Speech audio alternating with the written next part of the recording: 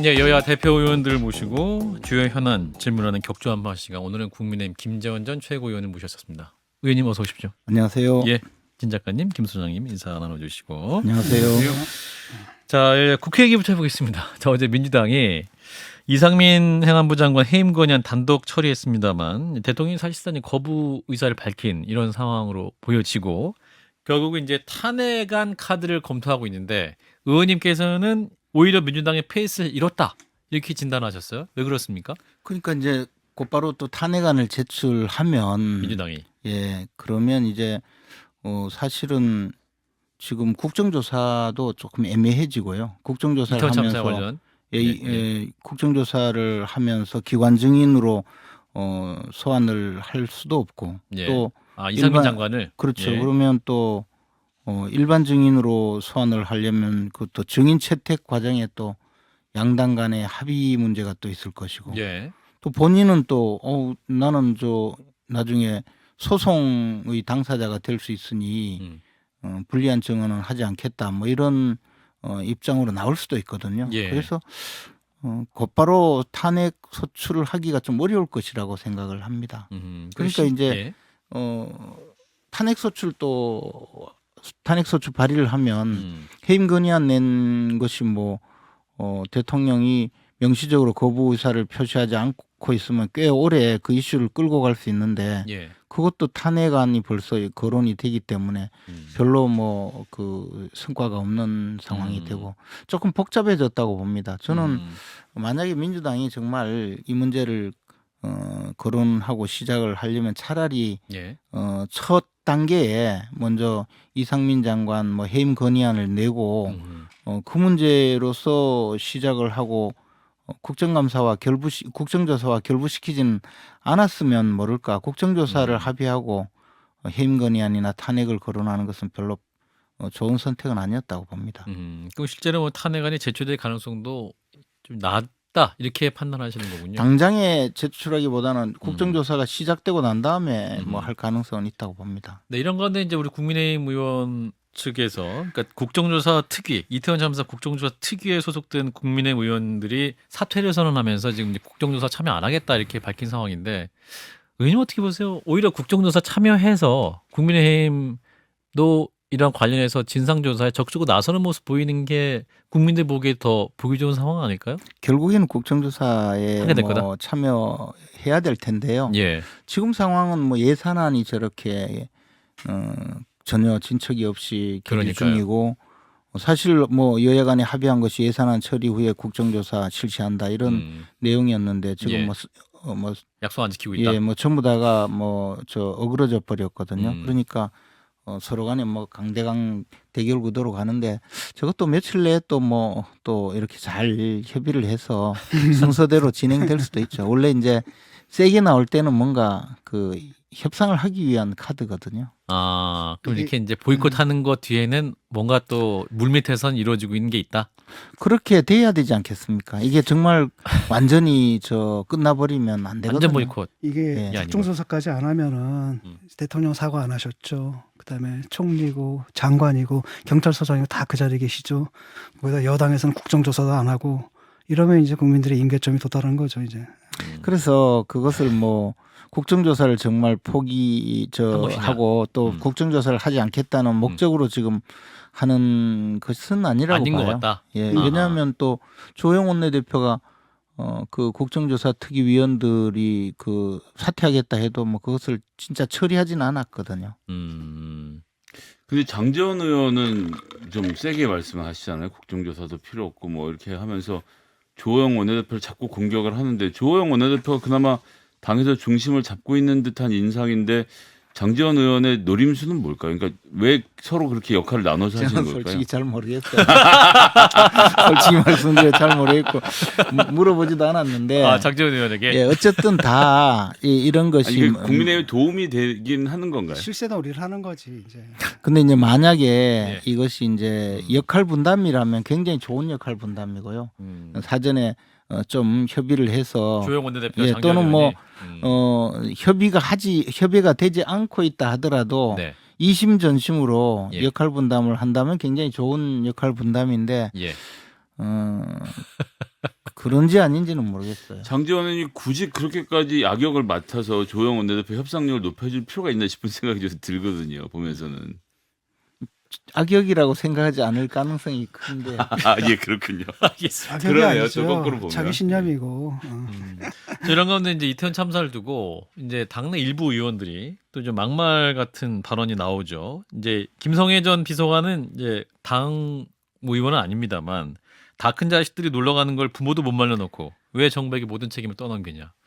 또 국민의힘 소속 창원시 의원인데 자식 팔아 장사한다. 뭐 이런 말들 막말인데 이건 당 입장에서도 정부 입장에서도 도움이 안 되는 발언 아닙니까? 아니, 당연하죠. 그리고 예. 그런 이야기를 물론 뭐 저도 그런 내용으로 카톡 뭐 문자가 오는 경우도 있고 네. 또 제가 끌려 들어가 있는 단톡방이 굉장히 많은데 예, 그런 굉장히 많은 이야기가- 정보가 오고 가는 그 예, 단톡방. 그런 대통령 내용 일정도 공유되는 그 단톡방. 아니요 그하고 관계없이 아닙니까? 아, 저희 아니, 방송에서 말씀해 주셨는데 보여주셨잖아요. 뭐 하여튼 일단 예, 어쨌든. 뭐 하여튼 그런 저 단톡방에 보면 그런 이야기도 많지만 그거는 그냥 뭐 술자리에서 하는 이야기지 이렇게 이 직함이 있는 사람 또는 그러니까요. 대통령 비서실에 근무했던 분 그러면 늘 또 그런 이름으로 불리게 되고 또 특히 이제 지방의원이라 하더라도 주민의 대표자인데 그렇죠. 그런 분이 그런 이야기를 하는 것은 굉장히 잘못이라고 그럼 봅니다. 이분들이 실제로 뭐에 화가 나 있으신 건가요? 그러니까 유족들한테 왜 화가 났을까요? 근데 이제 조금 오늘도 제가 보니까 예. 그 유가족 협의회 대표가 뭐 세월호 사건 때 관여했던 분이다라는 내용으로 문자가 막 돌고 있던데요. 예. 제가 알기로는 전혀 그게 아닐 텐데 예. 이제 그런 식의 소위 또 가짜 뉴스가 또 확대 이렇게 재생산되고. 확대 재생산되는 경우도 있고 또 보수 진영에서 조금 역할을 하는 분들 이런 분들은 이게 이제 세월호 사건에 대한 트라우마 같은 게 좀 있어서 이것이 정치적 트라우마입니까? 그러니까 밀리면 안 된다. 아니 이제 국민들이 그게 아니라 국민들 일반적으로 느끼는 트라우마인데요. 그렇죠. 예, 그런 트라우마. 예를 들어 뭐 저희 경우에도 그때 당시에 후원금도 내고 뭐 처음에 이런 입장이었다가 나중에는 오히려 그 반대 비판하는 성향으로 돌아선 분들을 많이 봤거든요. 예. 그러니까 이제 이 지레 좀 그렇게 생각하는 경향이 틀림없이 있어요. 그래서 이제 이 사건을 세월호처럼 끌고 가려는 움직임이 있다라는 그런 선입견이 있어서 이런 말씀을 하시는 걸로 보이는데 예. 굉장히 부적절한 이야기죠. 지금 상태에서는. 그래요. 군인들이야말로 세월호 때처럼 끌고 가고 있거든요. 지금 나오는 얘기들 세월호 다 들었던 얘기예요. 일베애들 폭식 투쟁했던 거라든지. 그러니까 유족들에 대한 공격 자체 그렇죠. 경향성이 그렇다는 말씀이신 오히려 거예요. 그렇게 만들고 있고 제가 볼 때는 지금 이 유족들은 상당히 굉장히 절제했잖아요. 한동안 절제했고 그다음에 민주당에서는 정략화를 하고 싶었겠지만 사실 못했어요. 그 반발 여론 때문에. 예. 그래서 사실 이른바 정치 세력이 개입됐다고 보이지는 않는 이런 순수한 세력인데 여기에 대해 가지고 갑자기 정쟁화를 시켜서 오히려 뭐 민주당 앞잡이를 지금 만들어 버리려고 하고 있잖아요. 뭐 민주당 앞잡이가 되겠습니까만은 그때 예. 당시에도 제가 이제 세월호 유가족 그 대책협의회하고 직접 소통도 하시고. 만나서 예. 직접 나중에는 합의문도 작성하고 했거든요. 예. 3자 합의문도. 근데 그때도 민변에서 나서서 처음에 그 유가족들하고 이제 소송하자라고 소송 문제로 접근도 하고 그렇게 해서 이제 사실은 민변이 뭐 대변인 역할을 하고 그렇게 하면서 이제 민변 측에서 이 유가족들에게 수사권과 기소권을 주는 그런 조사위원회를 만들어야 된다고 해서 그거 가지고 엄청 논란이 많이 있었죠. 논란이 있었거든요. 그리고 나서 그러면 특별검사를 임명하는 데는 결국 유가족이 특별검사 임명에 관여할 수 있는 여지를 두고 예. 합의를 한 적이 있는데 예. 이런 과정을 사실 이제 지금 또 민변에서 시작을 하니까 그런 이제 또 수순으로 가는 것이 아니냐. 예, 그런 느낌을 갖고 보고 있는 분들이 분명히 있을 겁니다. 알겠습니다. 뭐 이 얘기는 여기까지 하고요. 저 국민의힘 당 얘기를 좀 해보겠습니다. 이제 당권 경쟁, 전당대회를 놓고 이 시기적으로 내년 3월 초로 예상된다고 지금 보고 있고 김기현 의원 그리고 원조 윤핵관 장제원 의원의 연합 일명 김장 연대설도 나오고 있습니다. 이제 이 인터뷰를 하니까 요즘 김장철이어서 이게 나오는 얘기 같다라고 김기현 의원은 말했던 것 같은데 어제도 이제 김기현 의원이 장전 의원에 대해서 총선 승리를 위해서 같이 고민할 수 있는 좋은 파트너다 이렇게 밝혔어요. 진짜 마음이 있는 것 같아요. 의원님 보시기 어떠세요? 아니 김기현 의원 입장에서는 전재원 의원을 손을 잡으면 아주 좋은 상황이 되죠. 분명히 그렇군요. 분명히 그렇지 않겠습니까? 그러니까 구애의 손짓을 항상 내밀 수 있는 거고. 예. 원래 선거에 나온 사람 사실 모든 사람의 손을 같은 편으로 해야죠. 잡아야 되지만 지금은 장재원 의원이 꽤 또 많은 의원들과 밀접한 관계를 유지하고 있기 때문에 예. 그렇게 함으로써 이제 또 대통령과의 그 연대라는 그런 모습도 보일 수 있고 하니까 예. 뭐 김기현 의원 입장에서는 장재원 의원하고 손잡으려고 노력을 많이 하겠죠. 그래서 근데 일각에서는 장재원 의원이 이제 당 대표를 누군가를 만들고 본인이 사무총장을 노리는 것 같다라는 얘기를 했습니다. 당 대표는 바지 사장이고 그것도 이미 예. 전부터 그런 이야기 나왔죠. 나왔었죠. 근데 사실 그런 것이 당 대표 경선에서 사실 가능하지는 않거든요. 아 그런가요? 예, 제가 보기에 이미 당원 숫자가 뭐 7, 80만 뭐 오늘 보니까 100만이다. 정진석 대표는 100만까지 이야기하던데 그런 경우에 의원들 몇 명이 뭐 손을 연합한다고 해서. 잡고 그것으로 끝나진 않거든요. 그런데 이제 그 뭐 장재원 의원은 약간 상징성이 있으니까 또 당원들 중에는 윤 대통령이 지지한다라는 모습을 보일 수 있고 그러면 굉장히 좀 쏠릴 수도 있죠. 윤심을 얻었다 뭐 이런 거를 당원들한테 메시지를 보낼 수 있으니까. 네. 근데 저도 대구시장 선거 출마했을 때 예. 윤석열 당선인하고 손을 번쩍 들고 내보냈는데 예. 뭐 큰 효과는 없었어요. 아니 사진만이 아니라 실제로 윤심이 실리질 못한 거죠. 그럼. 근데 당대표 선거는 지금 말씀하신 것처럼 뭐 본인의 너무 인지도 좋아하시네. 없는 아닙니다. 아니죠. 뭐 애처로운 마음이 등등 포함해서 다 들었어요. 있어긴 해야 되는데 윤석열 대통령이 마음을 실어줬다 이걸 입증하는 게 쉬울까요? 실제로 당대표 선거에선 그렇게 뭐 정말 대통령의 마음이 여기 한 쏠렸다. 사람만 불러다 뭐 이렇게 하고는 하지는 않으실 거 아니에요. 그렇죠. 그래서 예. 대통령이 직접 지지하는 후보가 누구다 이렇게 드러나게 하지는 않죠. 과거에 보면 그 김무성 전 대표하고 서청원 전 대표가 예. 그 전당대회에 붙었는데 예. 우리가 보기에는 분명히 당시 박근혜 서청원 전 대통령 청와대에서는 서청원을 밀 것 같은데도 끝까지 사실 그런 액션을 안 취했거든요. 아 대통령실에서. 그리고 그때 비대위원장이 이완구 원내대표였고 네. 제가 원내수석을 하고 있어서 네네. 저하고 제일 많이 소통이 되고 있었는데 예. 이완구 원내대표는 끝까지 엄정 중립한다. 뭐 그 정도였거든요. 그러니까 만약에 그때 청와대에서 정말 밀명이라도 내렸다면 이완구 대표가 가만히 있지 않았을 텐데도 그렇게 했거든요. 그러니까 그 당권을 놓고 하는 전당대회 대통령이 심정적으로 어느 쪽 또는 이렇게 뭐 막후에서 조금 조정할 정도는 몰라도 누구가 막 나는 대통령의 대리인이다 이렇게 이야기할 수 있는 여지는 별로 없습니다. 사실 뭐 그 장재 의원이 참 나서고 싶을 텐데 이분에 대한 그 여론의 평이 사실 그 눈초리가 좀 이렇게 따뜻하지는 않거든요. 그래서 이제 아마라도 당 대표를 뭐 원하는 사람을 세워놓고 사실상 사무총장이 돼가지고 사실 공천권을 쥐고 뭐 흔들려고 하는 게 아니냐 뭐 이런 얘기도 나오던데. 근데 사무총장이 그렇게 셉니까? 국민의힘 내부에서? 아니 이제 그 돈을 관리하는 분이죠. 사무총장이 만약에 선거가 요즘에 뭐 총선이 정당에 되면. 뭐 돈은 별로 없으니까 별 의미도 없고요. 아 그런가요? 사실 예. 이제 그 공천 때가 되면 사무총장이 실무적으로 총괄하고 예를 들어 공천관리위원회 간사 역할을 하면서 자료를 제공하기 때문에 그렇죠. 사무총장의 역할이 굉장히 중요하게 크죠. 하다. 예. 실제 역할 하고 싶어 할 수도 있겠네요. 그러면. 누구든 누구든.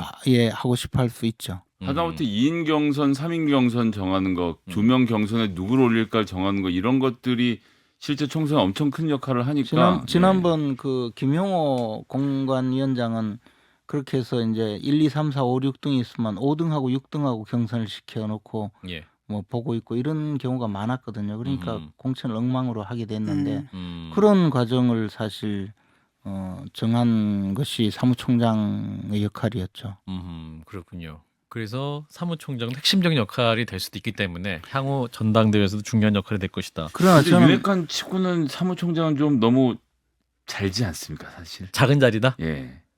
뭐, 대통령을 만든 분이 하시기에는 글쎄 옆에서 알겠습니다. 보기에는 아니 조금 뭐 실권을 쥐고 있으면 되는 거지. 뭐 당 예, 대표에 언제 알겠습니다. 내치면 되는 건데. 근데 지금 전당대회 룰 가지고 얘기가 많이 나오는데 아니 저는 저 장제원 의원이 사무총장을 하려고 한다는 이야기는 나왔지만 실제 본인이 그렇게 의사를 생각을 밝히지 않을 하는지 것이다. 그러니까, 예. 확인되지 그건 않았다. 제가 전혀 잘 모르겠어요. 그저 이제 옆에서 조금 비판적인 분들은 저 사람이 혹시 그런 것 아닌가 이 정도의 이야기 아닐까 싶어요. 아 그렇군요. 확인된 바 없다. 뭐 장제원 의원이 그런 거를 노리고 뭐 이렇게 한다. 저는 그렇게 보지는 그 이제 않거든요. 본인의 사이즈가 줄어드는 것 같다는 생각이 저도 들더라고요. 예, 알겠습니다.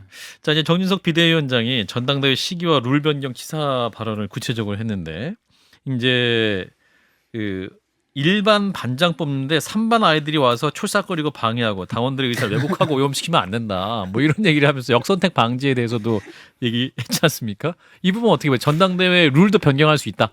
아니 근데 지금 그 룰에 그냥 예. 지금 당헌 당규에 의하더라도 예.